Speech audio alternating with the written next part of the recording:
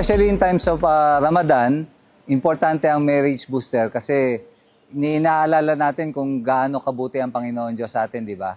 And kasama yung pagpapala na yon, yung binigay sa atin yung partner natin sa buhay, na God-given gift sila sa atin. Kailangan itong ma-revive or magkaroon ng renewal ang mga mag-asawahan so that mapaalalahanan uli sila na kailangan pala nila magpalakasan pa rin sa isa't isa. And at the same time, maging maging ehemplo sa mga iba, lalo na yung nag-aspire na magkaroon din ng asawa.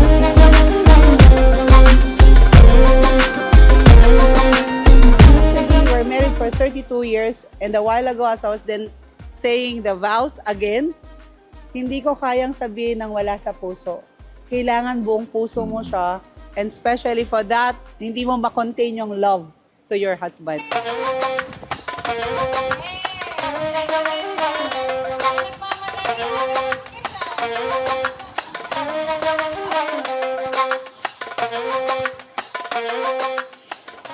Sa aming dalawa po as Muslim couple po na sundalo, yung Ramadan po sa amin is napakahalaga, lalo't lalo na ito po yung kasama po ito sa 5 pillars of Islam, yung fasting po.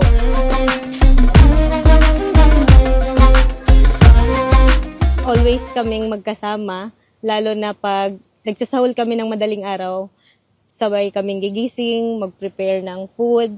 Then after nun, maghihintay kami ng mag-break ng fast sa 6 p.m. So sabay kami ulit na mag-prepare, tapos kakain. Kasi the whole day is busy kami kasi sir sa work. Bihira lang kami magkita nito.